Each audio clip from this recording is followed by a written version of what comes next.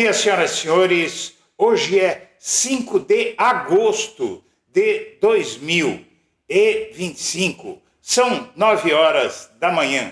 Eu tenho falado reiteradamente a data de julho, porque, na verdade, com toda essa confusão e trabalhando freneticamente, como eu tenho trabalhado, a gente acaba trocando as bolas. Sem falar também que eu tenho um problema aqui de DNA, né, que é data de nascimento antiga.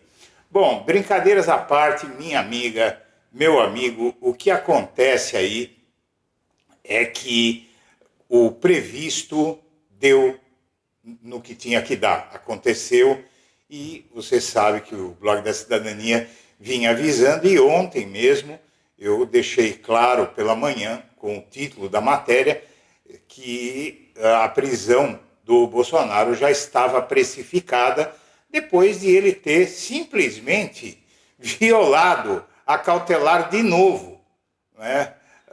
Eu conversei com advogados ontem que ficaram, inclusive com a minha esposa, que é advogada, ficaram inconformados. No próprio domingo, muitos advogados ficaram inconformados e perplexos com o nível de violação das decisões do Alexandre de Moraes sobre o Bolsonaro ter que cumprir medidas cautelares, não poder se manifestar por rede social de terceiro, e ele compareceu digitalmente na Avenida Paulista e violou a cautelar exatamente como o Alexandre de Moraes disse que ele não podia fazer na sua decisão, né? Uma decisão que partiu de um inquérito, o 4995, que foi aberto em atenção a pedido de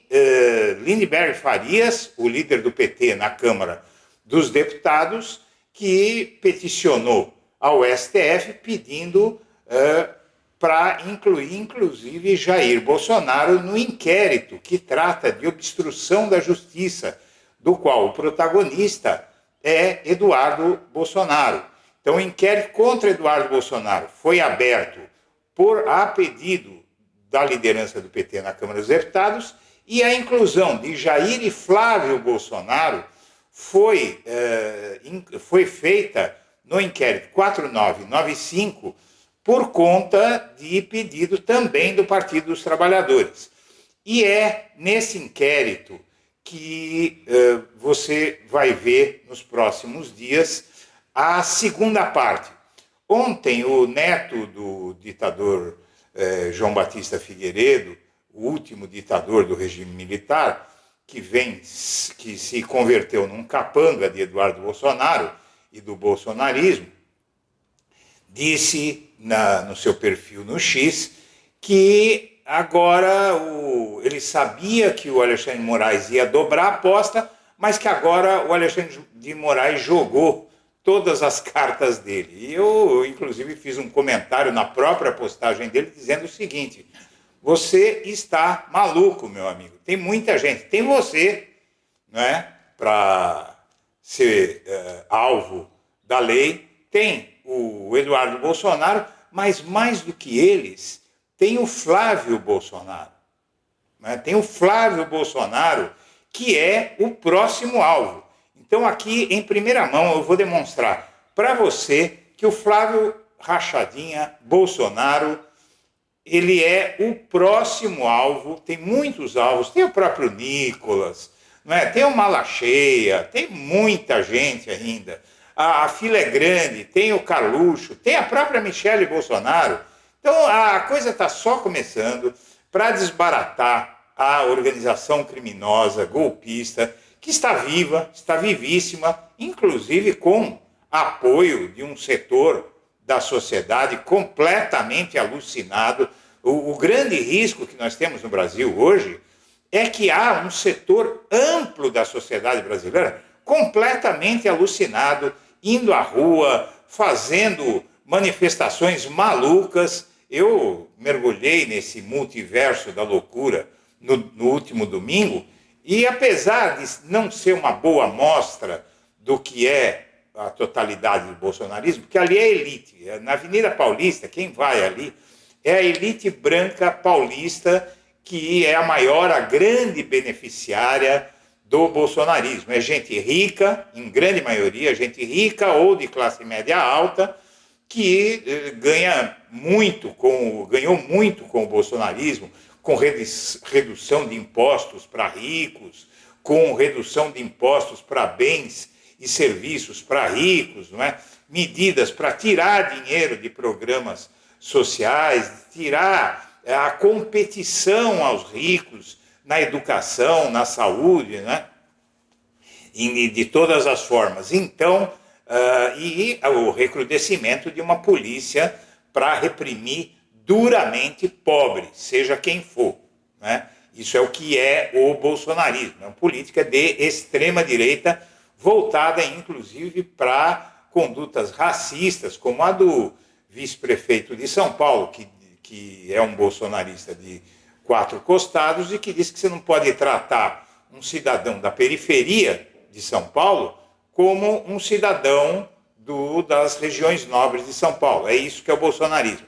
Então, vamos ver aí o próximo alvo da lei, aí é o Flávio Bolsonaro, e a candidatura do Flávio Bolsonaro, que era uma alternativa, porque o bolsonarismo está fora da eleição de 2026, praticamente a família Bolsonaro, não o bolsonarismo, mas a família Bolsonaro está fora. Resta a Michele, por enquanto, porque vem coisa por aí, e o Flávio Bolsonaro, porque Eduardo Bolsonaro não pode mais pisar no Brasil. O Flávio Bolsonaro está fora. Está fora politicamente, porque ficou todo mundo inconformado com a besteira que ele fez, mas também por várias outras razões que você vai ver agora. Se você puder fazer uma doação via Pix, os códigos estão na tela, e qualquer valor, minha amiga, meu amigo, ajuda a gente para a gente poder fazer um canal melhor para você. Por Deus que está no céu, eu nunca serei preso. Eu nunca serei preso. O ministro do STF, Alexandre de Moraes, acaba de decretar prisão domiciliar do ex-presidente Jair Bolsonaro. Acompanham, esses atos aconteceram em diferentes capitais. Aqui no Rio, o ato foi organizado pelo senador Flávio Bolsonaro, que fez uma ligação para o pai enquanto estava no palanque. Depois, ele publicou imagens de Bolsonaro durante essa ligação, mas apagou o conteúdo. Entre as medidas cautelares determinadas contra Bolsonaro pelo ministro Alexandre de Moraes em 25 de julho, estava a proibição de veicular conteúdo nas redes sociais por meio de terceiros. Em um outro vídeo, também publicado nas redes, Bolsonaro acompanhava neste domingo a manifestação em Belém. Vamos ouvir novamente o momento em que Bolsonaro participa com o filho na manifestação. Obrigado a todos pela nossa liberdade, pelo nosso povo, pelo nosso Brasil. Sempre estaremos juntos. E sim, o senhor acha que teria fora das 4 linhas, então aí sim seria um golpe. Aí nesse caso. Sim, aí vai ter que acontecer alguma coisa, porque certamente se você está vendo que a Constituição não está sendo respeitada por quem deveria protegê-la e cumpri-la, a gente está falando de uma ditadura. Se você está falando de uma ditadura, aí qualquer coisa está valendo, é igual guerra. Na guerra qualquer coisa está valendo. Isso vai ser ruim, péssimo para o país, péssimo para a política, péssimo para o Supremo, para o Congresso, para o plano, para todo mundo. Tá? Mas é um cenário que pode vir a acontecer se nada for feito, se essa hemorragia de descumprimento da Constituição não for estancada. Que é o que eu estou vendo que está acontecendo. Então, obviamente, que o presidente, na hora de escolher um candidato, como a sua pergunta, ele vai levar em consideração isso. Agora, se compromete em fazer o quê? Eu não sei. Não sei, mas alguém que tenha a disposição, né, de alguma forma, fazer com que o Supremo respeite os demais poderes. Fazer com que o Alexandre de Moraes não continue sendo o dono dos votos de outros ministros lá, como parece que acontece. É só isso que... Mas o que você está pedindo não é um candidato que possa afrontar o Supremo? É um candidato que possa resgatar a democracia. Aí vai depender do ponto de vista, tá vendo? Porque um candidato que possa... Bom, antes de prosseguir é o seguinte, ontem aqui o Blog da Cidadania marcou duas, né? A primeira foi dizer logo cedo que o Moraes tinha mandado prender o Bolsonaro, e a segunda foi dizer no vídeo da noite que o Bolsonaro vai passar para regime fechado em 80 dias. E daí a matéria que saiu 2 horas depois do vídeo de ontem à noite, STF vai mandar Bolsonaro para a prisão em regime fechado depois da condenação. Bom, a prisão de Bolsonaro por ação dos filhos vai tirar a família da corrida presidencial, porque não vai sobrar ninguém. Vamos entender. Quem que poderia ser? Eduardo Bolsonaro já era. Não pode mais pisar no Brasil. Se ele pisar aqui, ele é preso. O Carlos Bolsonaro não tem projeção política para isso. O que resta é Michele Bolsonaro e Flávio Bolsonaro. A Michele Bolsonaro vai sair para o Senado porque ela não tem condição de ser presidente da República, por primeiro lugar, eles sabem disso, vai ser um fiasco. Nenhum deles tem, mas a Michele é algo fora, uma carta fora do baralho. Ela nem política não é, ela não entende nada da administração pública, do funcionamento do Estado, né? E é uma mulher que se dedicou a nada, se dedicou à boa vida. E também ela tem vários problemas contra ela que estão sendo investigados. Todo mundo acha que não, mas ela está sendo investigada. Agora, você tem o caso do Flávio Bolsonaro, um senador da República, uma carreira política, só que ele se inabilitou para muita coisa, primeiro com essa entrevista aí, que é muito pior do que tudo que o Eduardo Bolsonaro e do que o próprio Jair Bolsonaro fizeram até hoje, porque ele propõe um golpe, né, como você viu. E, no caso, você tem também aí uma situação do Flávio Bolsonaro de que ele foi o responsável pela prisão preventiva do pai. Depois o Nicolas foi na toada dele, né? Então, o Flávio Bolsonaro, inclusive, ele está sendo investigado no inquérito 4995. O Flávio diz que candidato a Bolsonaro terá de garantir o indulto, terá de garantir que a STF não derrube o indulto, mesmo que seja à força, ele disse nessa entrevista, não é? E você, então, em seguida, o Lindeberg Farias denunciou ao STF o Flávio e o Jair Bolsonaro por obstrução da justiça, mas o Flávio ele foi denunciado por causa dessa entrevista. E o Flávio Bolsonaro, que é alguém que tem uma ficha bem suja, né? Aqui está o pedido do STF para colocar o Flávio Bolsonaro em entrevista à CNN, declarou que a aprovação de uma anistia ampla, geral e restrita aos golpistas seria o primeiro passo para a reversão das tarifas de 50% impostas por Donald Trump. E aí ele também pediu o golpe contra o STF, né, na entrevista para a Folha de São Paulo. E aqui você tem a decisão do STF que colocou o Jair Bolsonaro, Flávio Bolsonaro, atendendo ao pedido do PT, né? Essa é a decisão do STF, que foi tomada nessa decisão de 47 páginas, tem a tornozeleira, tem tudo aí, a entrevista do Flávio, e foi tomada essa decisão em 17 de julho, né, a medida cautelar. E aí, ontem, o STF determinou a prisão domiciliar do Bolsonaro, e aqui, por volta da página 11, começa, vamos primeiro aqui, Bolsonaro participa por telefone da manifestação de Copacabana, como você viu, e o Flávio postou aquela fala do Bolsonaro e apagou o post em seguida, mas quem colocou o Bolsonaro na linha, antes do Nicolas, inclusive, foi o Flávio. Aí o Flávio viu que o Nicolas viu que o Flávio fez e fez igual. E o Flávio apagou a publicação na rede social em seguida, né, em todas as redes sociais, porque ele sabia que estava cometendo um crime.